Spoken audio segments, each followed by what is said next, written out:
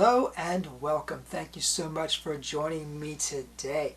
I want to talk about what you should do when somebody says, show me a trick. You know, you're out in public, you're maybe at a networking event, you're at the Chamber of Commerce meeting, and people say, what do you do? And you say, well, I'm a magician. And they say, well, they might not come out and say, show me a trick, but believe me, they want to see a trick. So look for that opportunity and be prepared. Be prepared anytime. You could be anywhere. You could be in a grocery store doing your grocery shopping, and somebody might come over to you and say, hey, you know what? I saw you perform at the Centennial event or at this event or that event. I'd like to introduce you to so-and-so. Be ready to perform anytime, anywhere. You know, it's not like comedy. If we were comedians, you know, people would say you met Jerry Seinfeld in a grocery store. You wouldn't necessarily say, tell me a joke. You know, you wouldn't do that. But when it comes to magicians, people want to see magic. They in a sense, magicians are magicians on stage and off. We're magicians 24/7. So we need to be prepared in season and out of season. And I use that reference, be prepared in season and out of season. I want to tell you a little story. I was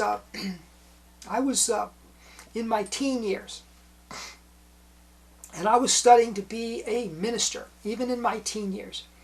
And one of my mentors told me that. He said, you need to be ready in season and out of season. And I said, what do you mean by that? He said, well, you need to be able to stand up and speak and deliver a sermon anytime, anywhere you're called upon to do so. You need to be ready to do that. And I remember one Sunday night, I go to church. I went to church on Sunday morning. I went to church on Sunday night. Went to church on Wednesday. So here it is Sunday night. We normally had guest speakers on a Sunday night. And on this particular Sunday night, our guest speaker didn't show. So the pastor came over to me and said, David, can you speak for us tonight? I was 17, 18 years old. And I said, sure, I can do that. So I stood up and I delivered a sermon. And I had no prior preparation other than that. Now I'll tell you, when he asked me to do that, I had a few minutes before I was going to step up and deliver. And I jotted down a real quick 3-point outline on a piece of scrap paper, and I got up and I delivered a sermon based on that. So I was ready. And I think in the same way, we need to be ready. Let me give you a few historic pieces of information. Okito once, he was in the lobby of a hotel, and he was asked to do a trick. And as he performed that trick, other people came over to see. And as he performed the next trick, other people came over to watch. And before long, he had this whole crowd in this hotel lobby. And he did an hour improvisational out of his pockets, an hour. Now I say improvisational, I don't necessarily mean that you're working only with the props that you find around you. You know, magicians are prepared to perform. That's the point. Alexander Herrmann is another great example. Now these people are kind of before our time, but I bring them into the picture because these are the greats of magic. These are the fathers of our art. And they thought it was important to be prepared. So Alexander Herrmann was the same way. He could do a lengthy show based on what he carried on his person at any time, anywhere. Max Malini is I think an excellent example because Max was famous for doing over-the-top things in a seeming improvisational way. For example, he would do his cups and balls or his balls and hat routine, and he would produce a block of ice at the end. Now nobody carries around a block of ice. I mean, that's not an improvisational thing, but the point is he was prepared to do that sort of thing on an what seemed like an improvisation. In other words, he put a lot of preparation time and a lot of thought into improvisation. It wasn't improvisation, but it appeared to be. And that was so much more astounding. Imagine having Max Malini sitting in the same room as you are. And you say, Max, can you do me a trick? And at the end of his routine, he produces a block of ice. I mean, that is an incredibly magical effect. If it's done on stage, it's amazing, but you think, well, you know, he was prepared to do that. If it's done in improvisation, you asked him, he didn't ask you, it has all the more weight. And the reason I bring it up is we can put the same kind of thought and attention into our improvisational show as we do into our regular shows. So let me offer you some guidelines.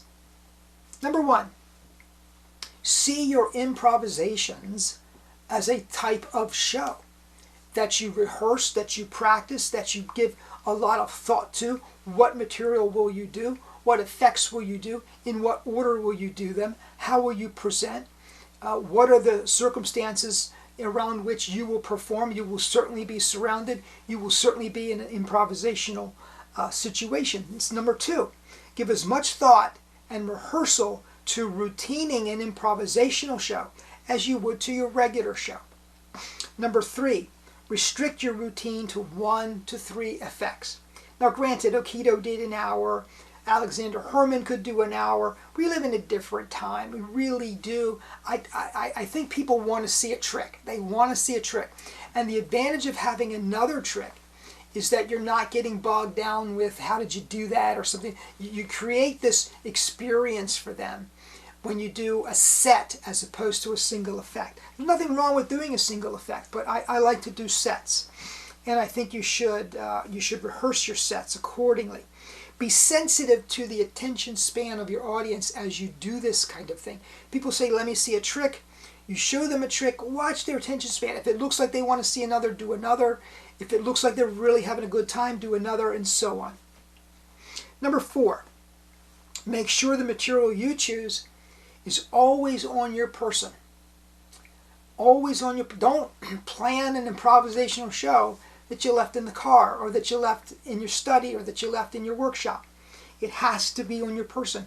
That implies a certain criteria about the kind of props you're going to be using.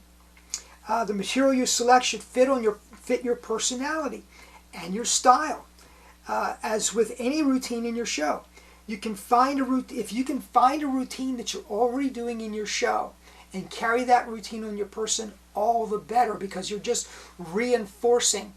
You're getting road time on material that you should be doing often anyway. So some examples, and again, it depends on the kind of performer you are. If you're a mentalist, you might not want to be doing the Crazy Man's Handcuffs, but personally, I love the Crazy Man's Handcuffs. I will do them any chance I get. I think it's an astounding effect. A lot of mentalists, including Dunninger, including Osterlin, have done the linking rings in their stage routine. So I don't feel badly about doing the Crazy Man's Handcuffs in an improvisational set. I mean, it's rubber bands. You can carry them in your pocket. You can put them around your wrist. The Crazy Man's Handcuffs. You can carry coins. Things like the copper, silver, brass routine are excellent. You can carry packet tricks like B-Wave. Max Maven's great B-Wave. If you're a mentalist, you can do billet work. You can do center tears. You can even do nail writing. So all of this material, but what you need to do is think about it. Give some thought to it. Plan it out. Rehearse it. Be ready so that when that opportunity strikes, you're ready to go. Folks, thank you so much for joining me. I'm so glad that you did. Please subscribe if you've not done so already, and please comment down below. I love your comments. Have a great day.